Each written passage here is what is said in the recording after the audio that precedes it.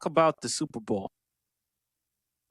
Once again, BRF and I, we 2-0 when it comes to our football championship predictions because we had Indiana over Miami and we also had Seattle over New England. I said the way for Seattle to win this game, keep Drake May in the pocket. Keep him from using his legs. And in that game against the Seattle Seahawks in the Super Bowl, Drake May was sacked 6 times. 27-43 for 295 yards. He had 2 touchdowns, but that was in garbage time. He had 2 interceptions. A QBR on a scale of 0 to 100, 16.3. The way for Seattle to win this game is just simple. Just keep Drake May in that pocket. Prevent him from using his legs. Because overall, Drake May didn't play particularly well, not only in this game, but also in the postseason. No, he didn't. He hasn't. Now, in fairness to him, it was against really good defenses, the Chargers, the Texans, the Broncos. No shame to that. But overall, he hasn't played pretty well. And I said, if he was struggling against these defenses, imagine with Seattle. Man, I feel happy for our good fella, Brandon from the block.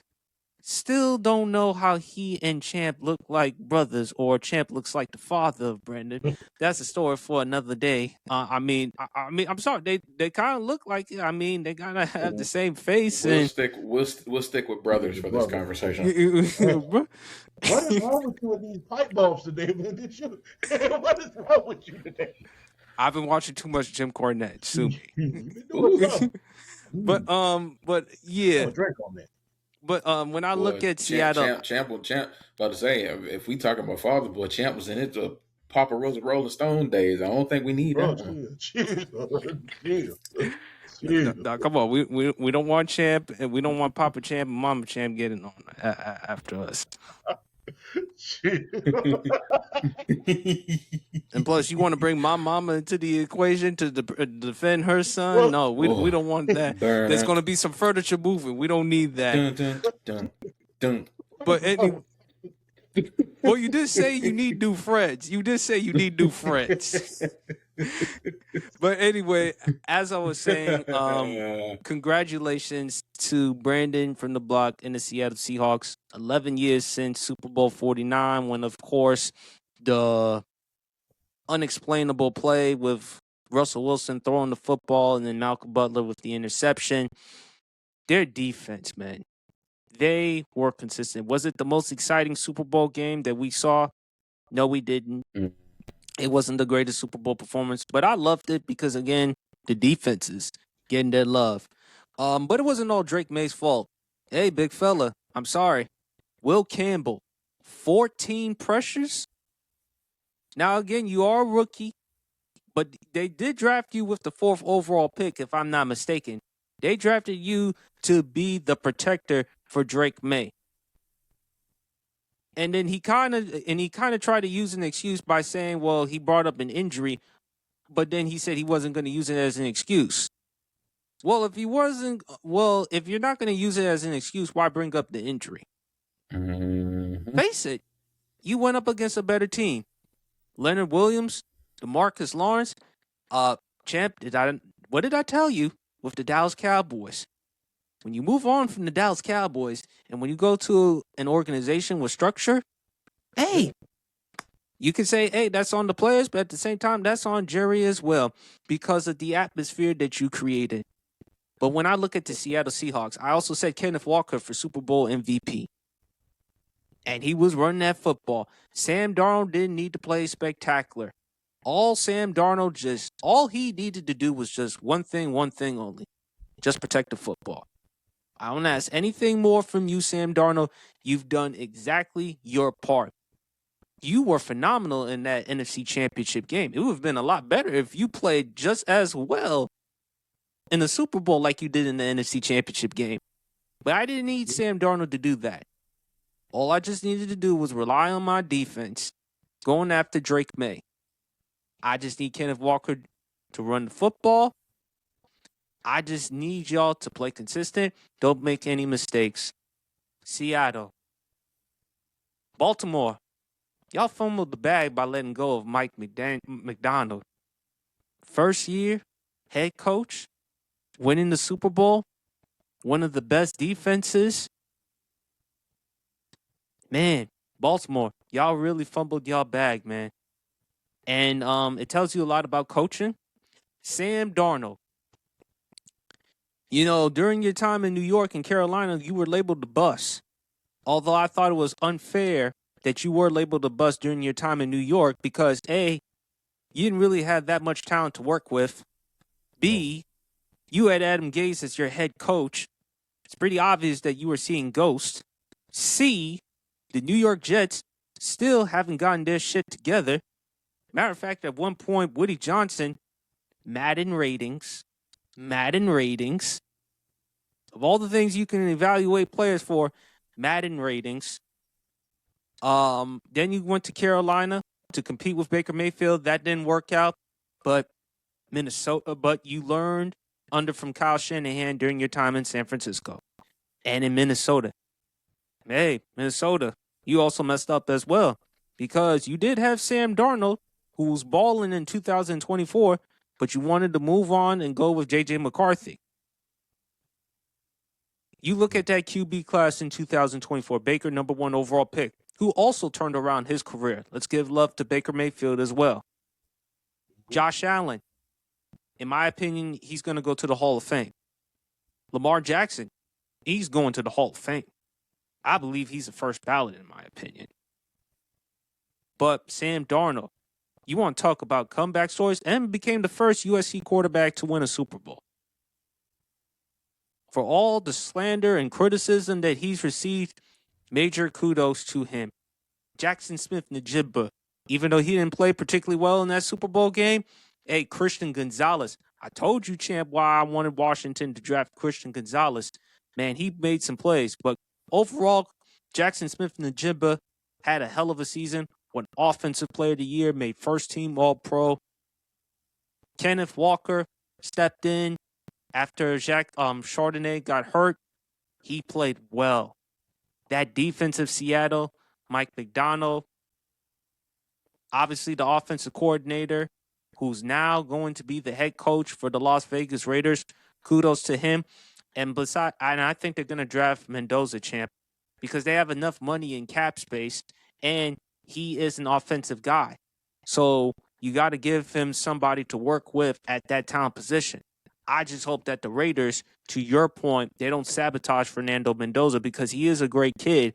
And again, as you always say, quarterback cannot throw on his back. So, but he does. But if you draft Fernando Mendoza, you have Ashton Genty, you have Brock Bowers when healthy, of course, from your Georgia Bulldogs. When I look at Seattle, man, heck of a year. That tells you a lot about the GM, the coaching, the organization, what they've built around them to win a Super Bowl. You can't say General anything manager. more about The general manager. General manager. Yeah, I said general manager, the president, coaching. Mm-hmm. You have to give a lot of credit to Seattle.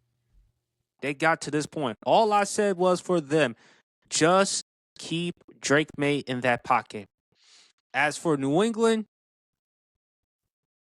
I still believe they're going to be just fine because they have enough money in cap space. For Drake May, this is going to be some growing pains. He's just going to have to learn from this, move on from it. But I still believe that New England can compete. Will Campbell, you're going to have to make up for that performance in that Super Bowl. 14 pressures.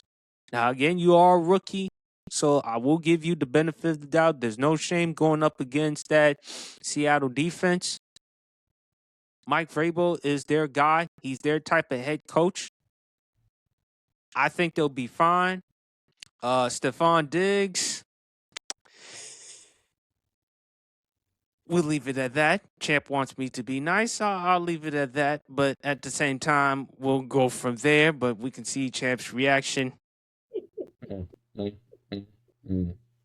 Hey, that's what happens when. Hey, from that guy from Menace to Society. You know that dude who's interrogating Kane? Now you know you done fucked up. You know it, don't you? You know it, don't you? But major kudos to Seattle. Oh, Stephon Diggs, I hate that we share the same name, bro. I hate that we got the same first name, bro. You make Stephon's look bad. That's bad. That's bad. Yes, my real name is Stephon. Everybody just calls me Champ in real life. But yeah, you make us Stephon's look bad, man. You can't make, when you think about Stephon, that's an epic name, man. You think about Stephon Marbury. You think about Stephon from Steve Urkel. You think about that, man. You think about guys like myself, man. You embarrassed today, man. Well, it's a curse, apparently. It seems like. Yeah, it probably is. I don't think it's a curse, but I don't. It's a hell of a name to have, though. It sounds cool, though. It is cool. It's actually German. Oh, I didn't know that. It's actually German. It's actually a German name. That's cool. I didn't find out that until later on in life. But yeah, man, you lost the Super Bowl. Then you lost your girl. Damn, that's got to be nasty. Then you might be on your way to the penitentiary. So I mean, it just gonna get no worse than that, man. But hey, Cardi, listen. Did you see on the source? Did you see on the source today? Yes, I saw it. That was wonderful, wasn't it? I will say this before you add on to the Super Bowl champ. Listen, ladies, it wouldn't hurt y'all to have a Russell Wilson or a Klay Thompson. I mean, look, everybody, I'm gonna just be real. Look, you can't go look. I'm gonna just say something that my brother and my father used to tell me.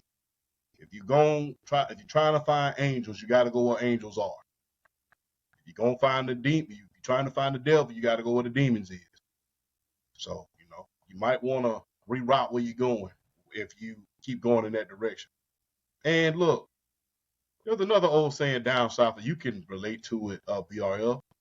Never let the same dog bite you twice. And just because you walk around the corner doesn't mean it ain't necessarily that same dog. Just because, you are a bulldog, a pit bull bitch, and you went around the corner and now you see a Great Dane, that don't mean it ain't the same type of dog. So, be cautious, people. Look, I know it's Valentine's Day weekend, but I encourage you, man, protect this right here, your heart, and protect your mind, man. Heartbreak can cause insanity, and you don't need that. So, and look, you get out of a bad breakup, go heal. Go heal. I'm not going to say don't do what I would normally say don't do, but don't be going out there, getting that rebound love. That's exactly what it is, that rebound love. Well, that's exactly what it is, that rebound love. That rebound love feel good for first 5 to 6 weeks. Then reality start kicking in. Look, 5 to 6 weeks, that rebound love pretty good. Y'all going over there, y'all taking pictures, y'all flexing, all on the beach, and you grab, you doing all that. But after about, I give it 6 months, which was the alcohol wear off. Which was what that was. In the words of Jamie Foxx, blame it on the alcohol. Then the alcohol wear off, and then you look at her in the face. She not as pretty as she was that first night. I mean, the thing is, look, get it how you live. Don't go around here trying. Look, that rebound love, it seemed good, man.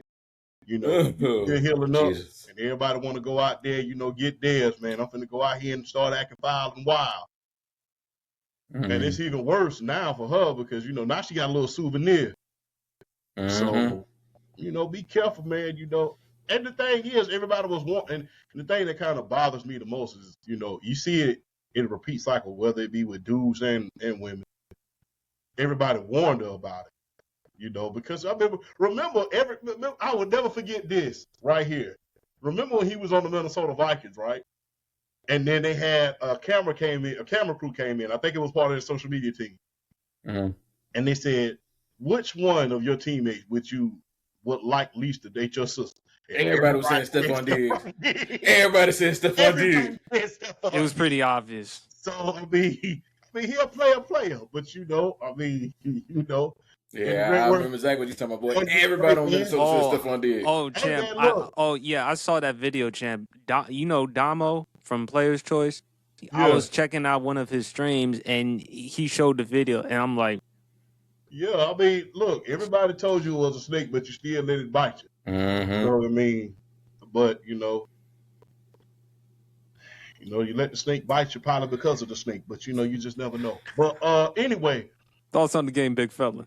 thoughts on the game. Look, this is why I always say the linemen are the most important position in the league. I have been saying this ever since Sports PSC, Sports PSP brought me on the show, and me and Guru was arguing about linemen. I remember that. Yeah, that was the first Trent show was I also ever. there as well too. I Yeah, remember. Trent, me and Trent was arguing with Guru, shout out to Guru, Yes, about the offensive line. I'll say this to this very day. The quarterback can't throw on his back, and when your left tackle is getting cooked like eggs at the Waffle House in the middle of the night, yeah, you're not going to last very long. That dude, 14 pressures in one game, yeah, you can rest assured you got to work your behind off next year because you ain't getting another contract if you allow that many sacks. And it wasn't just this game. They was getting cooked the entire playoff. they were. It was just only a matter of time. I was holding up against Hope, and I like the underdog, but you was just holding your collective breath every time he hiked that ball because they was hitting. He got sacked damn near over 20 times this postseason. He got 22 sacks in the 22 sacks in the postseason. It was he got sacked 7 times in the Super Bowl, but yeah, it was 22 in the postseason, set a new playoff record. That's nasty.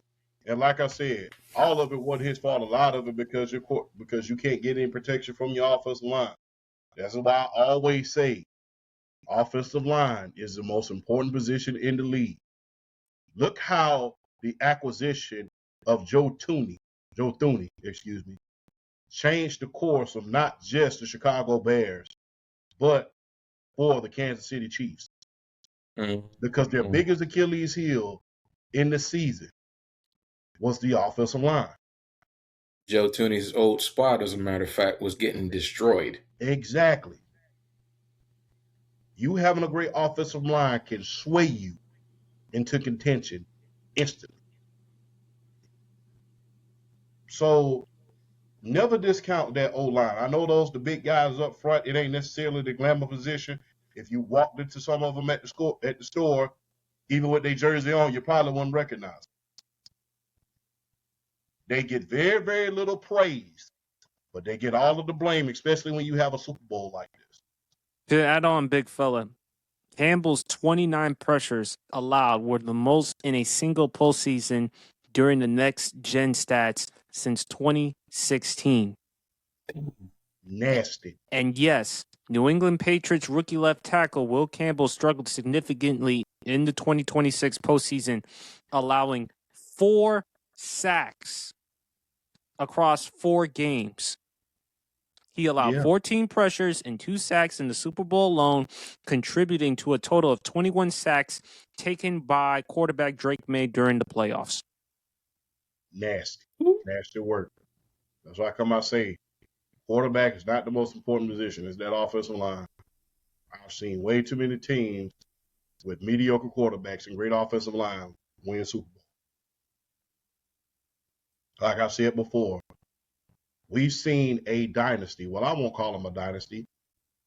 We've seen one team in particular change out skill position players. They had different skill position players every Super Bowl. They had different quarterbacks every Super Bowl. And that team was PSP's Washington Commanders. In the 80s, the consummate of that team was the Hogs. Mark May, Joe Jacoby, just to name a few, was that offensive line. Those were the consummate, and they were there for a decade. You saw the skill position players change out. You saw them win with Timmy Smith one year, George Rogers one year. You saw them change out skill position players. I mean, once we got to 1991, when they won the Super Bowl against the Buffalo Bills, you had even the great Ernest Bonner from Millersville, Georgia. He played on that team. The skill position players changed out. You had the Smurfs, You had the fun bunch. Then you finally had the set receiving called the posse. Ricky Sanders, Art Monk, and Gary Clark. But throughout that decade, it switched itself out. Skill position players, the quarterbacks. The foundation was that offensive line. Funny thing about the Dallas Cowboys in the 90s, a lot of their skill position players don't get the respect they deserve. Why? Because of that offensive line. One of the greatest of all time. When you think about that zone blocking scheme out there in Denver, why was it so successful? Because of that offensive line. Every Super Bowl team in Dynasty, your offensive line had to be flawless. And this ain't the first time that we've seen the New England Patriots break because of offensive line breakdowns. Remember the 1995 Super Bowl, Reggie White, when he played against Drew Bledsoe and them, he was killing them on the right side, had 3 sacks in that one game. So that is why I always say the offensive line is the most important position in football. You protect those great quarterbacks and those great skill position players. Having a great offensive line can steer you from being pretenders to contenders. Funny thing about the Great Wall of Dallas, before they came into their own, they were pretenders. When that line came into its own, guess what? They became contenders, especially after they added Larry Allen in the draft. So offensive line play sways you. No matter what they say, you can replace a wide receiver. You can replace running back. Hell, really want me to be honest with you, you can even replace a quarterback. He may not be as good as the last guy was, but you can replace him and get some decent play. You cannot replace great offensive line. For every one Joe Thuney, there's 5 Robert Galleries. I will say that again. For every one Joe Thuney that has came through this league, there's been 5 Robert Galleries. Offensive line play is not predicated on anybody else's play. It's you, the playbook, and the man in front of you. And if you can't play, it's going to show quick, especially in the big moment. And that's what hurt the New England Patriots. Do I think they have a chance to be back? Yes. I think they have a chance to be back. I think they're going to win the division next year. I don't know how this new coach in Buffalo is going to do. Joe Brady. We don't know. Yeah, I don't know what Joe Brady is going to do. I don't know. I mean, like I stated, I don't know how Joe Brady is going to do. I don't know what the New York Jets is going to do. And I sure as hell don't know what the Miami Dolphins are going to do. There's a lot of question marks on those other teams. This team, with the exception of offensive line, has a constant. You have a good quarterback. You have good building blocks. You have great defensive players. You have great skill position players. I think they should move Will Campbell to guard rather than tackle. I think once they shore that offensive line up, I think it'll be better for the long haul. But I think they do have a chance in order to get back. But, no quarterback in the history of the game that has lost their second year has made it back. And you can go all the way back to Dan Marino. He lost his first and only Super Bowl in his second year. He lost.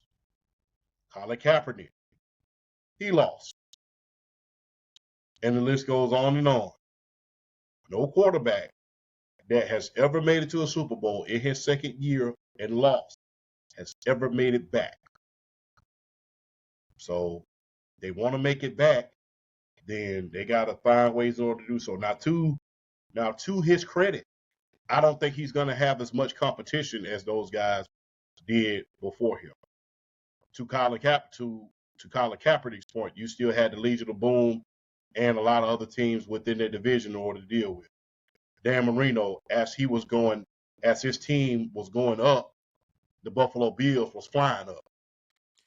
And furthermore, champ, with Colin Kaepernick at that point, sooner or later they were moving on from Harbaugh.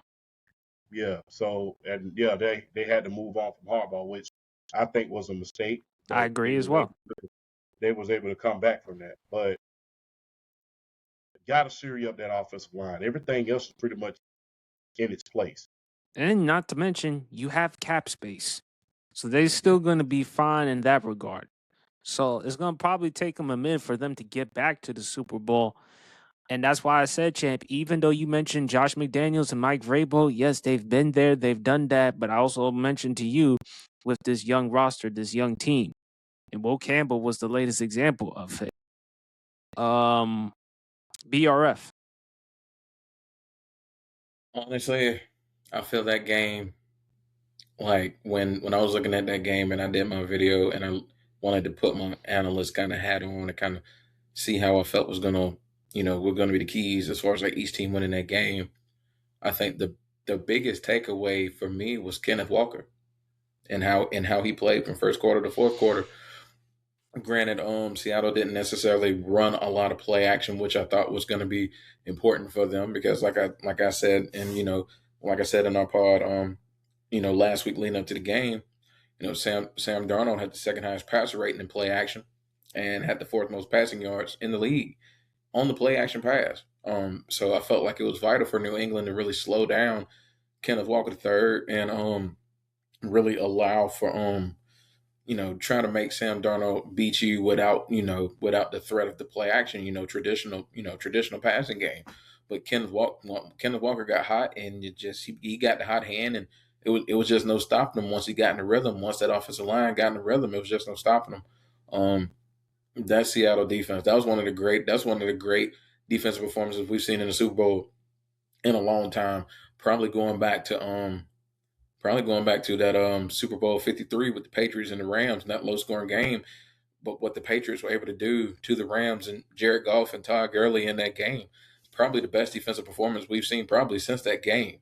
If you want to put the Philadelphia Eagles in there, you can as well. But just from a sheer dominant standpoint, yeah, the Seattle Seahawks really put on a show, and it started with that pass rush with guys like Leonard Williams and DeMarcus Lawrence, and just really kind of setting the tone. And Will Campbell, I think the biggest con with Will Campbell, I felt like going into the draft when he was drafted, coming into the season, even though he was a surefire pick, we know he's going to be a good player, but it was the arms.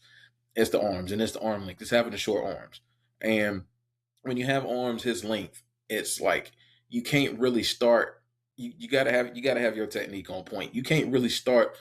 You can't get away with like starting later as opposed to other left tackles who may have like longer arms who can get away with starting later and really being able to kind of use that leverage still to kind of hold off any would-be pass rush trying to get to the quarterback. If Will Campbell starting late with his arms and he gets hands on you, that leverage game is pretty much already over. Then you can just kind of manhandle him and do what you want to do at that point. And that's really what happened with Will Campbell. There was really no answer once they got going. When you're running into the best defenses in the league, they're going to analyze you. They know your weaknesses and they're going to take advantage of you. And that's really what happened with Will Campbell. They took advantage of his arm length and they bull rushed him. And once they got on him, that was it. And it was really a common pattern what you saw in all the playoffs, whether it was the Chargers, whether it was the Texans, the Broncos, or the Seattle Seahawks in the Super Bowl. They took advantage of Will Campbell's they took advantage of his weaknesses and they got him. That was Seattle. I mean, and Mike McDonald. Shout out to Mike McDonald. He had an awesome game plan.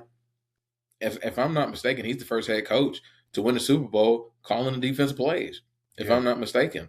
So it was that's just his genius at work. He came up with an unbelievable game plan to really attack Drake May, keep him in the pocket, take away his ability to use his legs, make him a traditional pocket passer, and really getting pressure on those wide receivers. They weren't scared of those wide receivers. I mean, they got up on them, they pressed them, they threw them off of the rhythm. They weren't scared of the receivers. They really weren't scared of much New England was doing on the offensive side of the ball, and you saw that from beginning to end. The way they're getting pressure and the way they were stopping their playmakers once they got the hand on the ball. Seattle had a game plan and they stuck to it, and that's why they were able to dominate the way they did. You see Drake May having 295 passing yards. He set a record for most passing yards in the fourth quarter with 238. By then, the game was over.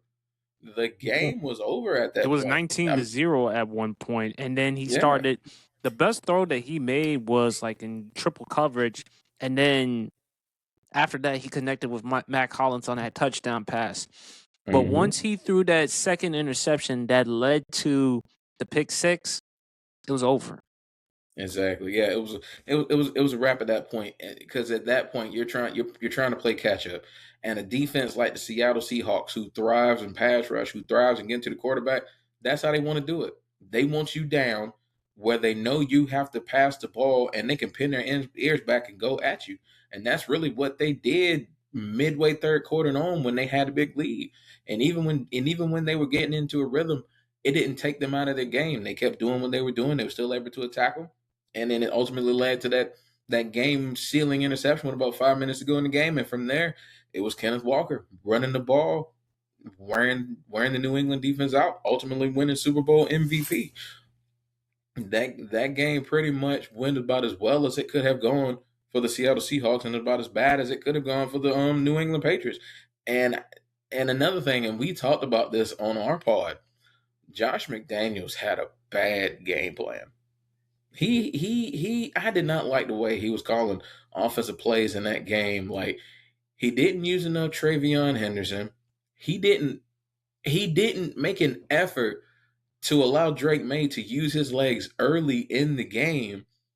So by the time you're down double digits, 19 points, by the time you're down, Drake May really has to be a pocket passer to try to get you back in the game. He didn't really try to establish Drake May as a dual threat early in the game, which what I felt is what he was going to do to really kind of offset that pass rush. And I would have liked to seen more Travion Henderson and his explosiveness taking advantage of how aggressive Seattle's pass rush likes to be.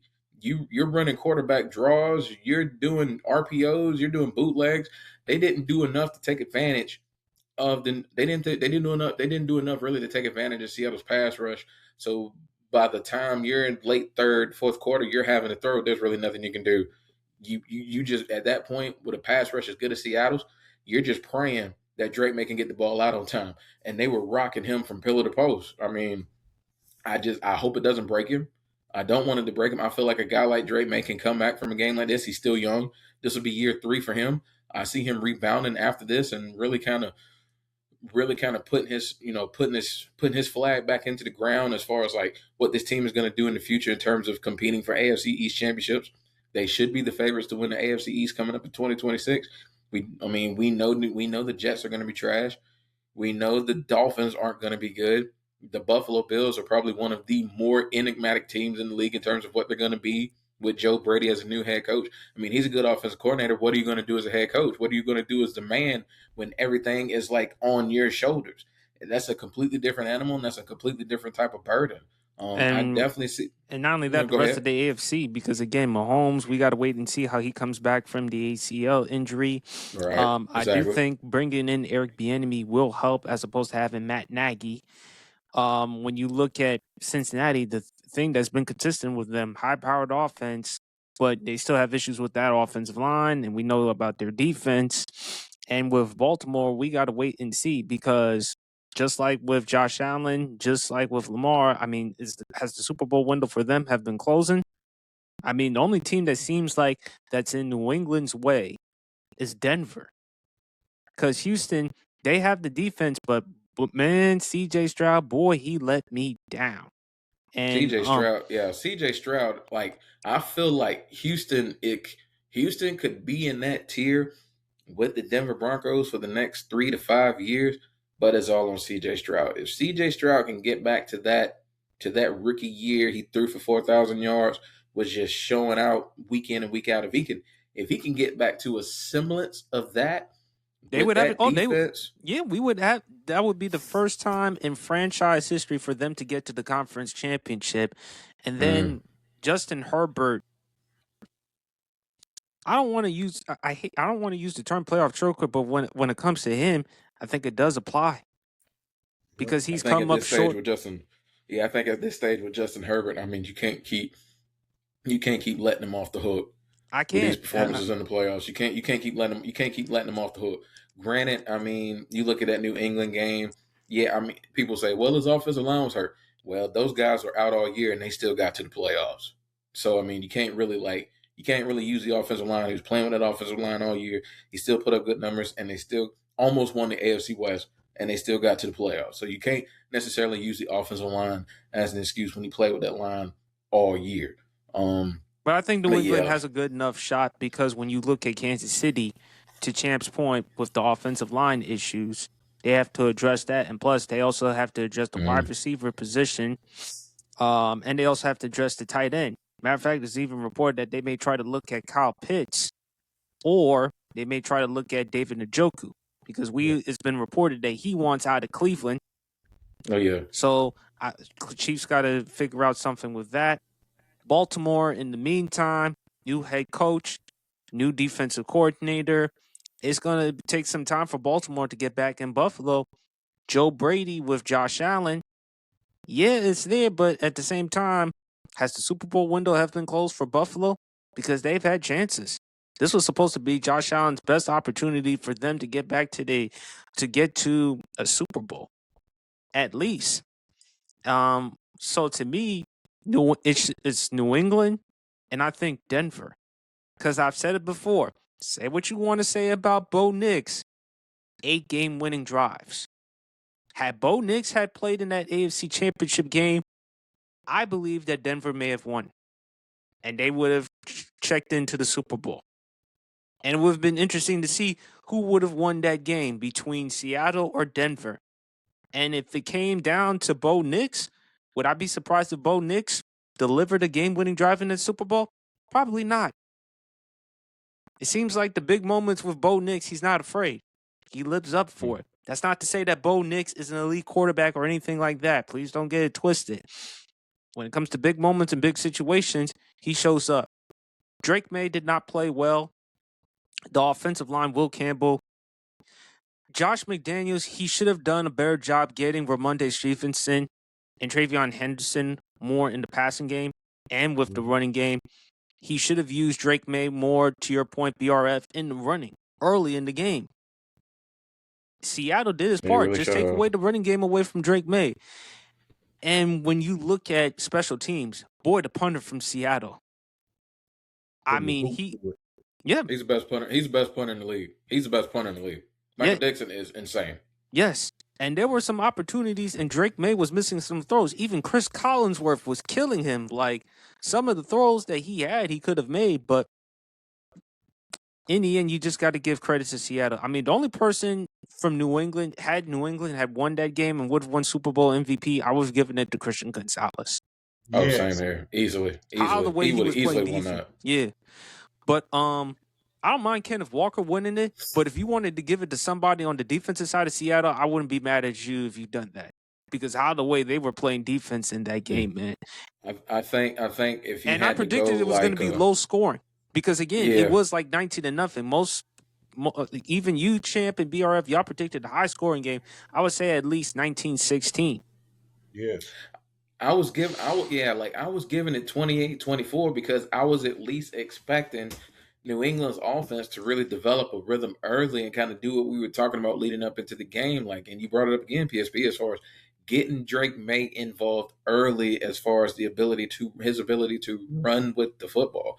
I was expecting them to do that early, and Josh McDaniels he didn't do that enough. So it was like they became one dimensional earlier than they probably would have liked, and it bit them in the butt, and it caught up with them. And Seattle, and that's why Seattle was really able to eat them alive and do their thing. They became one dimensional way too early. Absolutely, man.